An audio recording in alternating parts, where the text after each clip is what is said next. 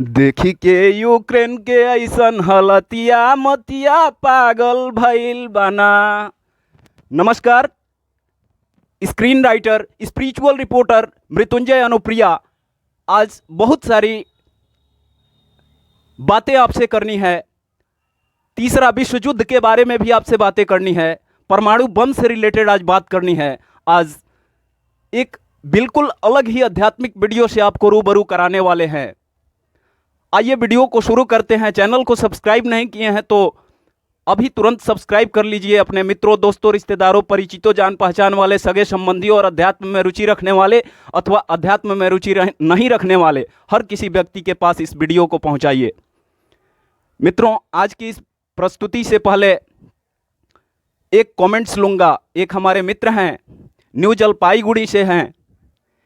इनका ये कुछ जानना चाहते हैं। मैं खुलेआम तो नहीं बता सकता हूं कि ये क्या जानना चाहते हैं।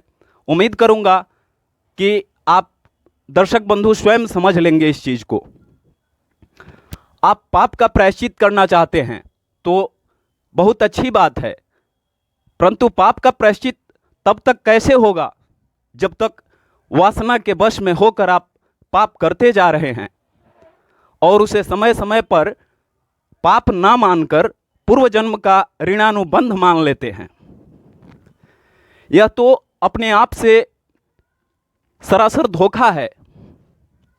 पाप का प्रायश्चित तो तभी हो सकता है जब आपको अपने दुष्कर्म पर महान पश्चाताप हो और भविष्य में उस प्रकार के किसी भी पाप की कल्पना तक ना करने की दृढ़ प्रतिज्ञा होनी चाहिए। पश्चाताप का भीषण अग्नि ही पाप को जला सकती है। आपके सवाल से ना तो पश्चाताप प्रतीत होता है और ना ही इस महान पाप को पूर्ण रूप से आप पाप ही मानते हैं। तो जब आप पाप को पाप ही नहीं मानेंगे तो आप पश्चाताप क्या खाक कीजिएगा। आइए, यदि वो हमारे मित्र न्यू जलपाईगुड़ी से हमें लाइव देख रहे होंगे तो हमें खुशी होगी। जब आपको अपने दुष्कर्म पर पश्चाताप नहीं हो रहा है तो फिर आपका भी एक उपाय है। हमारे वैदिक सभ्यताओं में हर चीज का उपाय है। परमाणु बम से लेकर और तीसरा विश्व युद्ध तक की बातें करेंगे। अमेरिका और रूस की बातें करेंगे। यूक्रेन की बदहाली का जिम्मेदार कौन है, ये सब कुछ आपको जानना चाहिए। आइए इस वीडियो में आध्यात्मिक नजरिए से देखें तीसरे विश्व युद्ध को। आपने जिस मित्र ने हमें कमेंट भेजा है, आइए पहले उन्हीं की बातें कर लेते हैं। आपके सवाल से पश्चाताप तो प्रतीत होता नहीं है। आपने कमेंट में जो बातें स्वीकार किया है, यदि वे सत्य हैं तो आप भीषण पाप कर रहे हैं जो सर्वथा आपकी नीच कामना का परिणाम है और इसका फल आपके लिए अत्यंत दुखद हो सकता है। वैदिक शास्त्रों को नजरअंदाज करके, हमारी सभ्यता संस्कृतियों को नजरअंदाज करके आपने ऐसा कुकृत्य, फिलहाल आपने जितनी बातें मुझे बताई है कमेंट्स में, मैं उसी का जवाब दे रहा हूं आपको।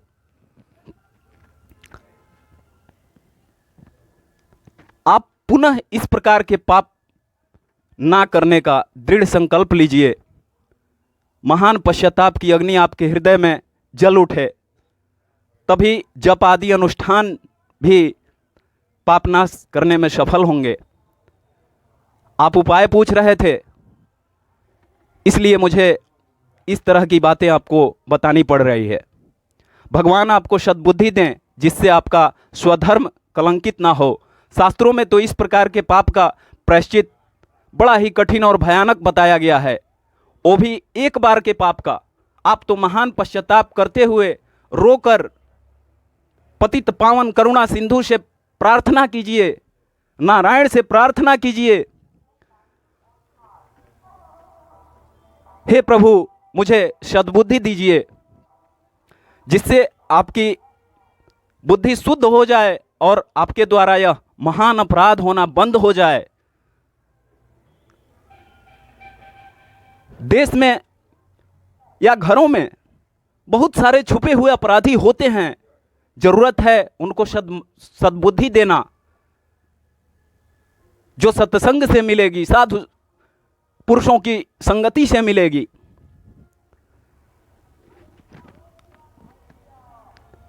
तब प्रायश्चित की बातें जो है, ये सब बातें सार्थक हो पाएगी।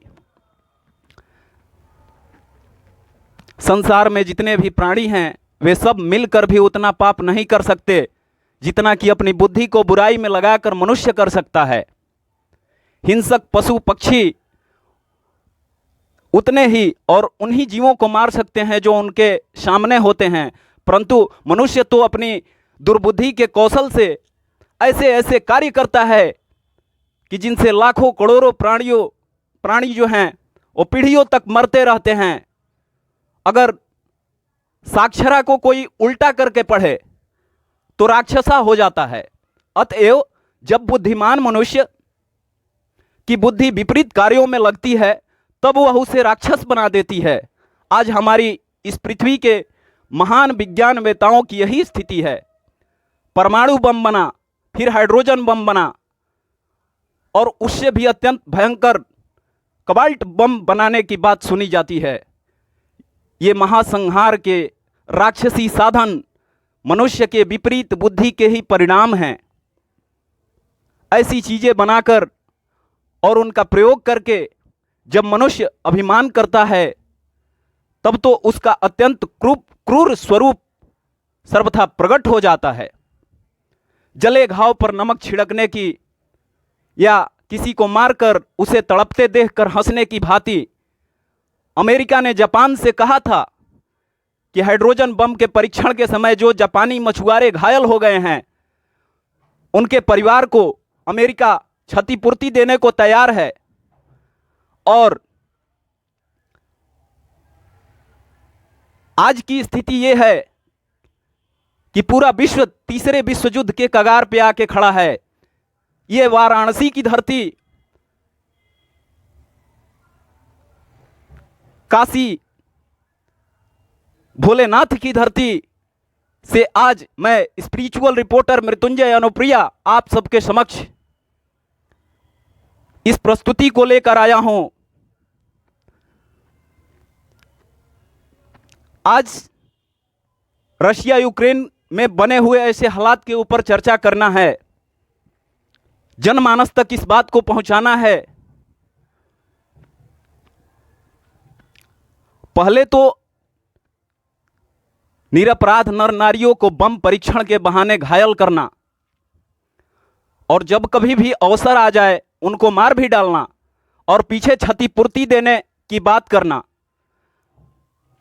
मनुष्य किसी भी निरपराध को मारता है तो वह दंड का पात्र होता है, पर ये बड़े बड़े राष्ट्र लाखों करोड़ों निरपराध नर नारियों को तथा अन्य अनन्य निर्दोष प्राणियों को बुरी तरह भून डालते हैं और गर्वपूर्ण प्रत्यक्ष आयोजन करते हैं, पर इन्हें कोई कुछ भी कहने का साहस नहीं करता।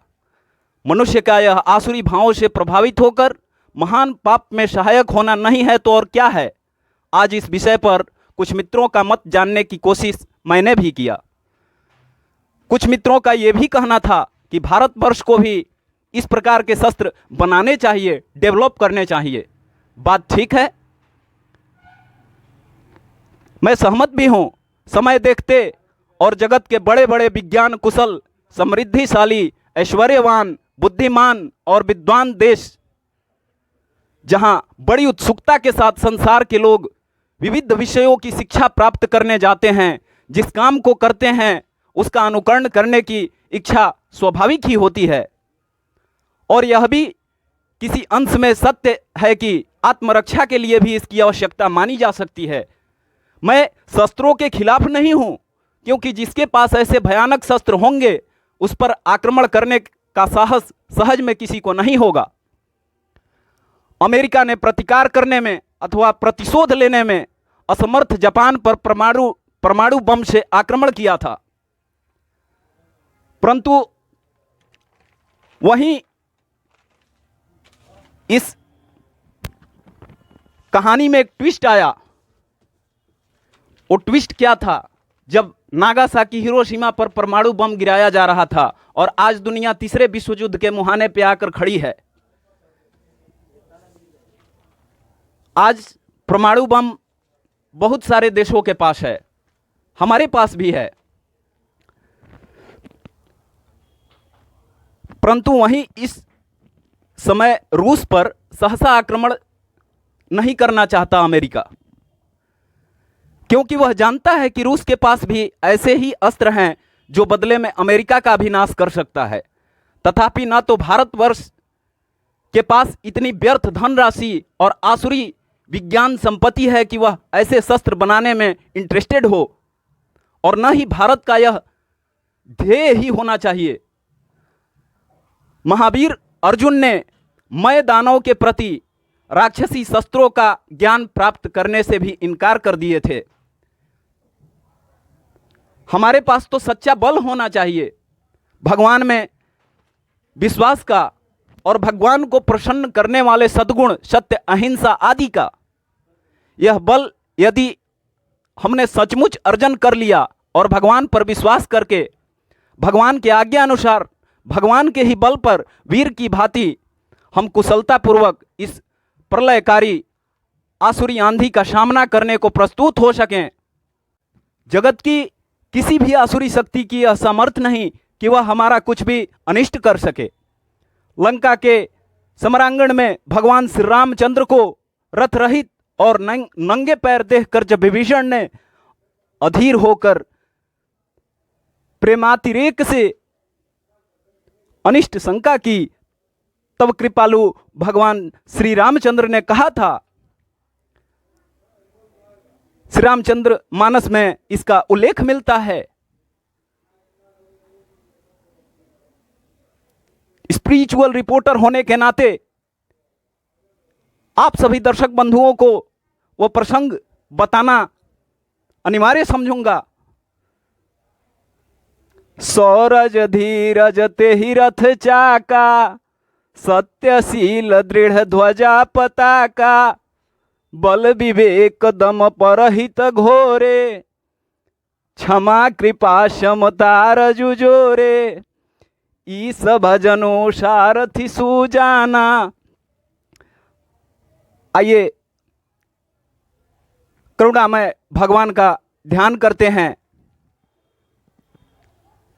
इस भजनो सारथी सुजाना, बिरति चरम संतोष कृपाना, दान पर सुबुद्धि शक्ति प्रचंडा, बर विज्ञान कठिन को दंडा, अमल अचल मन त्रोण समाना, समझ मनियम सिलिमुख नाना, कवच अभेद विप्र गुरु पूजा, यही सम विजय उपाय न दूजा, सखा धर्ममय असरथ जाके, जीतन कहन कतहु रिपुता के, महाजय संसार रिपु, जीति सकई सो वीर, जाके असरथ होई दृढ़, सुनहु सखा मति धीर। बोलिए सियावर रामचंद्र सरकार की जय। बस भारत को तो ऐसे ही रथ और इन्हीं शस्त्रास्त्रों की आवश्यकता है जो उसकी परंपरागत संपत्ति है। याद रखना चाहिए कि जगत में यदि कभी सच्ची सुख शांति होगी तो वह परमाणु बम, हाइड्रोजन बम आदि राक्षसी साधनों से कभी नहीं होगी। वह होगी केवल आत्म बुद्धियों से, अध्यात्म बुद्धियों से। अपने आत्मा के भीतर अध्यात्म को जगाइए, भगवत विश्वास कीजिए। भगवत विश्वास से, सर्वात्म भाव से और दैवी संपत्ति के उपयुक्त गुणों से ही हमें इस अपनी अजेय और अमोघ शक्ति का संग्रह और संरक्षण करना चाहिए और विश्वासपूर्वक भगवान से प्रार्थना करनी चाहिए कि वे पूरे विश्व को सद्बुद्धि दें, जिससे सबका लक्ष्य जगत का यथार्थ हित हो जाए और परिणाम में सभी सुखी हों। तीसरा विश्व युद्ध के मुहाने पर खड़ा दुनिया या दुनिया के कुछ चुनिंदे लोग जो युद्ध व्यापार में झोंकना चाहते हैं, वही आसुरी राक्षसी प्रवृत्ति, इसका समाधान है आज वाराणसी की धरती से। मैं screenwriter, spiritual reporter Mrityunjay Anopriya आप सब दर्शकों के समक्ष इस प्रस्तुति को रखा। मित्रों, उपाय है भगवान भोलेनाथ की नगरी काशी, और यहां भारतवर्ष में चाणक्य की धरती, यहां नहीं तो और कहां। इसका उपाय है अध्यात्म के अंदर, अध्यात्म में इसका उपाय छुपा हुआ है। आप इस कठिन परिस्थिति में विश्व समुदाय को, पूरी मानवता की रक्षा हेतु भगवान भोलेनाथ